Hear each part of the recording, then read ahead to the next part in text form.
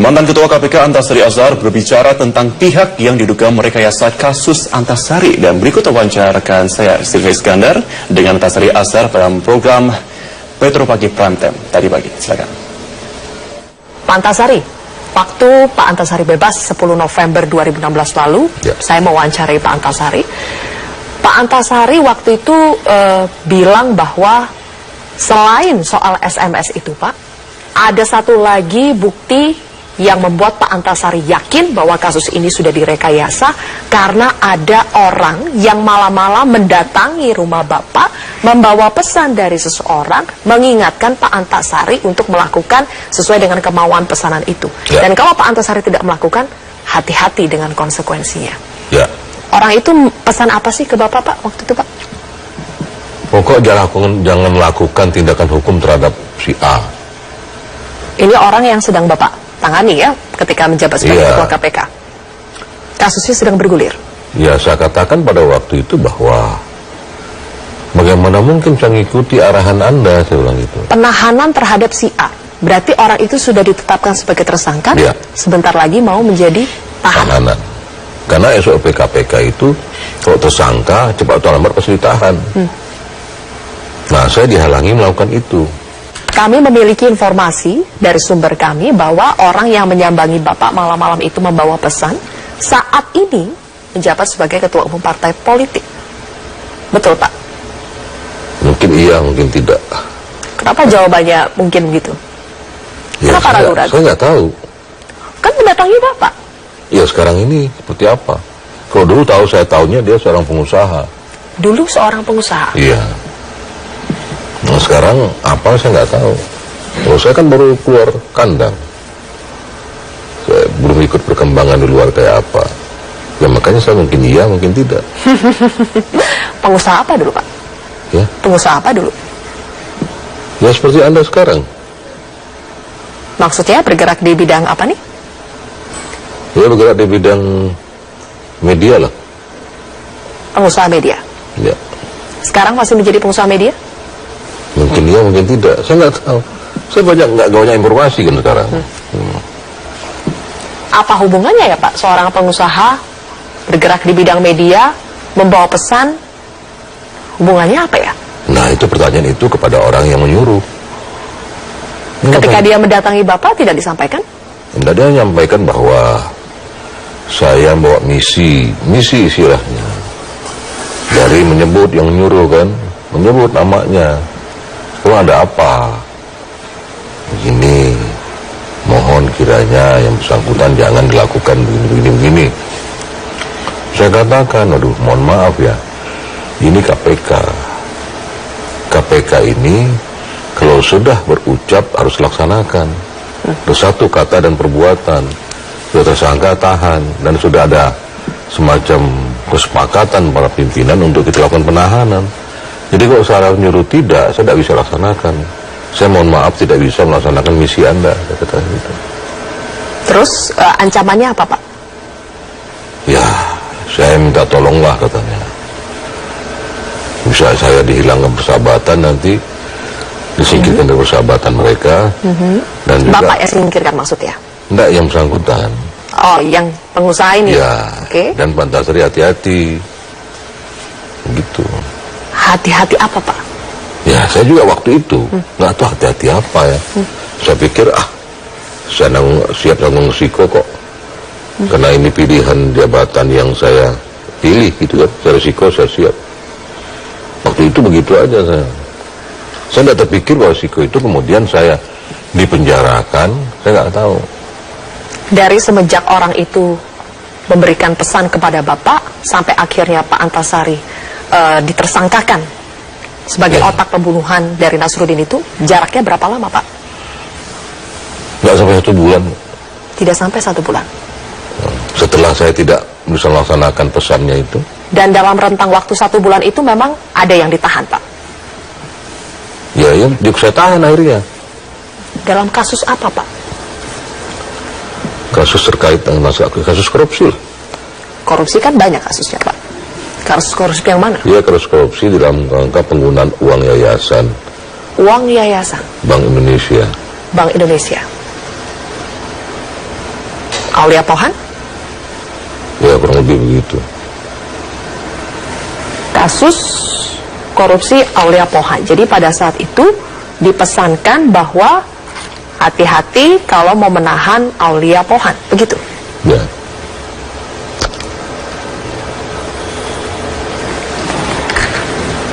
Dan akhirnya Bapak betul-betul menahan Aulia Pohan ini. Saya tahan. Ya karena memang sebagai KPK seperti itu. Baik. Tadi Bapak katakan bahwa yang menyuruh si orang ini adalah keluarga Aulia Pohan. Ya. Itu kata yang bersangkutan ya. Kata yang bersangkutan. Apakah dia membawa nama atau sesungguhnya seperti itu? Walau alam saya nggak tahu. Mantan Ketua KPK Antasari Azhar menyatakan perjuangannya untuk mendapatkan keadilan tidak akan berhenti, hanya sampai Presiden mengabulkan gerasi atas kasus pembunuhan yang membawanya ke penjara. Ia mengaku akan menuntut klarifikasi dari pihak-pihak terkait untuk lepas dari kasus pembunuhan yang tidak dilakukannya.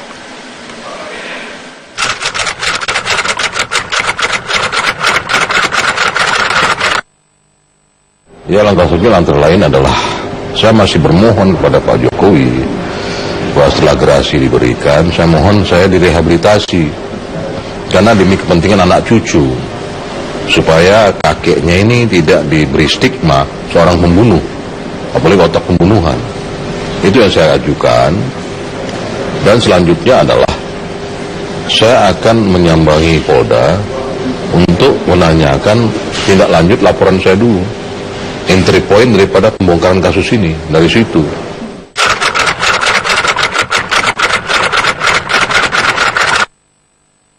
Saya laporkan waktu itu adalah saya didakwa bahwa terdakwalah yang menghendaki matinya korban.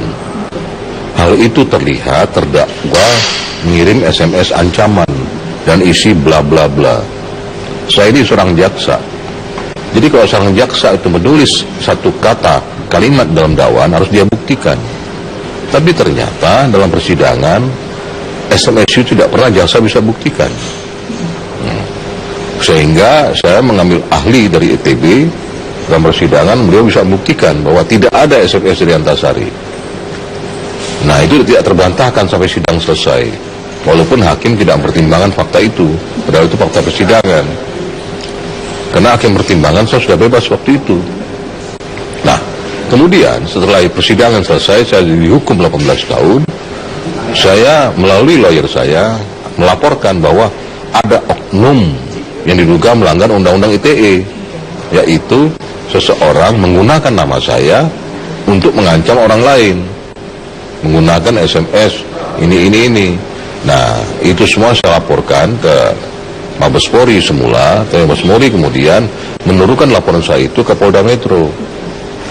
Nah, kemudian lawyer saya menyambangi beberapa bulan kemudian menanyakan tindak lanjutnya, tapi Polda Metro mengatakan belum disikapi sampai hari ini.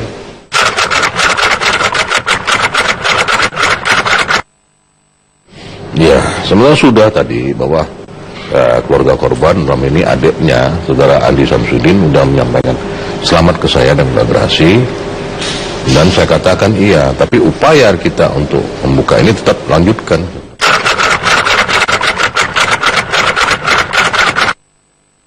Nah, itu tadi saya katakan salah satunya SMS tadi kan, saya tidak membuat, dikatakan membuat itu kan rekayasa, dibuat seolah-olah itu nama saya di situ, tapi jaksa tidak bisa membuktikan.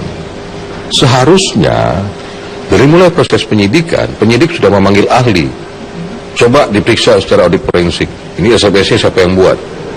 Kalau SMS itu dilihat secara forensik memang keluar dari nomor saya, email HP saya, dan konten dari saya, jelas saya membuat. Tapi ini kan nggak ada, hanya lihat begitu aja. Nah, itu suatu rekayasa. Yang kedua adalah ini pasal 340 ini delik material. Akibat matinya orang itu karena 2 proyektil di otaknya dengan 2 tembakan. Padahal menurut Visum et Repertum adalah 3 tembakan. Ya, 1 di sini, terus belakang kepala dan atas pelipis kanan, nembus ke belakang. Nah, tapi proyektil yang ada itu diameter 9 mili. senjata sebagai barang bukti level per 38 itu kan tidak match gitu ya. Terus yang ketiga adalah baju korban. Ini 340 kasus penembakan, ada pertumpahan darah. Nah, saya selaku terdakwa, di mana saya juga penegak hukum, notabene seorang jaksa, saya ingin mendapatkan baju korban itu untuk membela diri. Artian bahwa jika di baju korban itu didapati jelaga peluru, mesiu, maka yang bersangkutan ditembak langsung, bukan dari dalam mobil. Nah, sebaliknya, kalau tidak ada jelaga peluru, kemungkinan Anda pelindung dari dalam mobil. Tapi sampai sekarang saya tidak dapatkan baju itu. Saya tidak tahu kemana raibnya baju itu. Dan tidak mungkin sebetulnya hilang, karena korban dibawa ke rumah sakit, ditunggui oleh penyidik. Rumah sakit menjahit kepalanya, dan kemudian dibawa ke Gatot Subroto dari Mayapada. Nah, berarti dia sudah ditelanjangin. Nah, bajunya kemana oleh Mayapada? Saya gugat, tapi Mayapada tidak menjawab, tapi gugatan saya ditolak.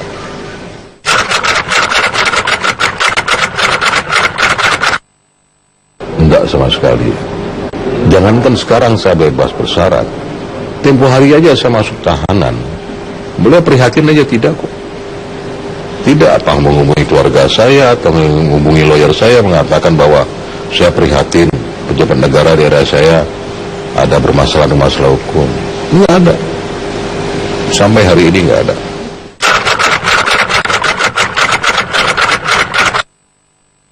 Ya tentunya saya dengan keluarga ya menikmati sisa-sisa hidup ya, di mana ada masa-masa yang hilang waktu itu. Terus yang kedua ya tentunya untuk melewati kebersamaan itu kan tidak gratis begitu saja. Saya berjuang nafkah, apalagi saya sudah di stop semua nafkah yang saya peroleh sejak saya menjabat.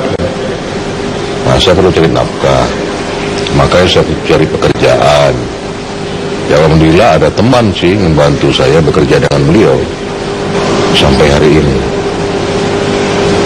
Ya untuk memenuhi kebutuhan hidup lah. Partai Demokrat menghargai keputusan Presiden yang memberikan grasi kepada Antasari Azhar. Namun Wakil Ketua Dewan Pembina Partai Demokrat Agus Hermanto menyarankan agar mantan Ketua KPK Antasari Azhar menempuh jalur hukum jika ingin mengungkap kasus hukum yang menimpa dirinya. Sari Azhar ini tadinya adalah permasalahan hukum. Ya tentunya biarlah jalur-jalur hukum yang menyelesaikan. Tentunya kita serahkan sepenuhnya kepada aparat penegak hukum. Semuanya sudah dijalankan, semua sudah juga ada. Namun apabila Pak Antasari Azhar juga ada hal-hal yang dirasakan kurang, ya biarlah diselesaikan kepada aparat penegakan hukum. Tadi sama juga, law enforcement itu yang penegakan hukum itu yang harus kita awasi. Siapa yang harus kita awasi? Anda kembali di Top News. Mantan terpidana kasus pembunuhan Nasruddin Zulkarnain Antasari Azhar bersyukur atas pengabulan permohonan grasi oleh Presiden Joko Widodo meski hanya berupa pengurangan masa hukuman selama 6 tahun.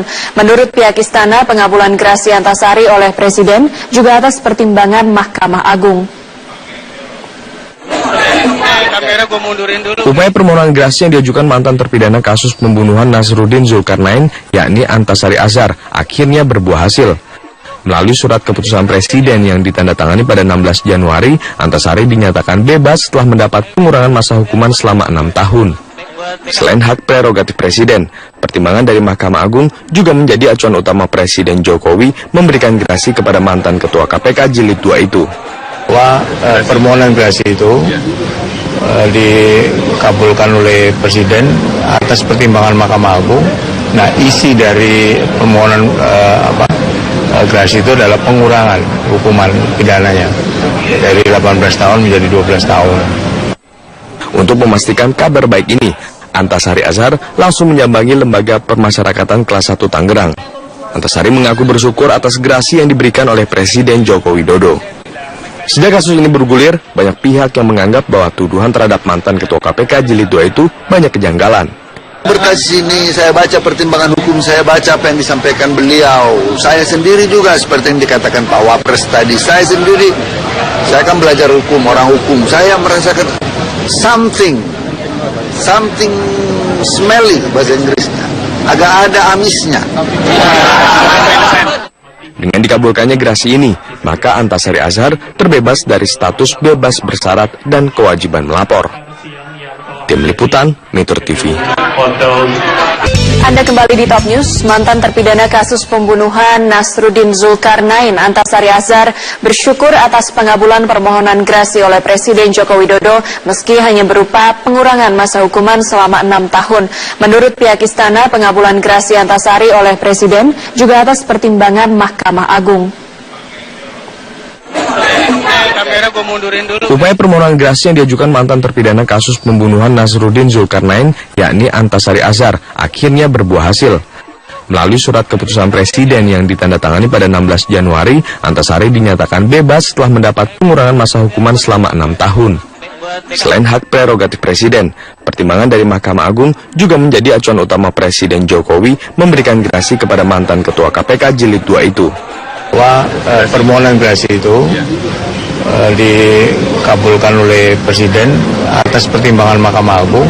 Nah, isi dari permohonan grasi itu adalah pengurangan hukuman pidananya dari 18 tahun menjadi 12 tahun. Untuk memastikan kabar baik ini, Antasari Azhar langsung menyambangi Lembaga Permasyarakatan Kelas 1 Tangerang. Antasari mengaku bersyukur atas grasi yang diberikan oleh Presiden Joko Widodo. Sejak kasus ini bergulir, banyak pihak yang menganggap bahwa tuduhan terhadap mantan Ketua KPK Jilid 2 itu banyak kejanggalan. Berkas ini saya baca pertimbangan hukum, saya baca apa yang disampaikan beliau. Saya sendiri juga seperti yang dikatakan Pak Wapres tadi, saya sendiri, saya kan belajar hukum, orang hukum. Saya merasakan something smelly bahasa Inggrisnya. Agak ada amisnya. Dengan dikabulkannya gerasi ini, maka Antasari Azhar terbebas dari status bebas bersyarat dan kewajiban melapor. Tim Liputan, Metro TV.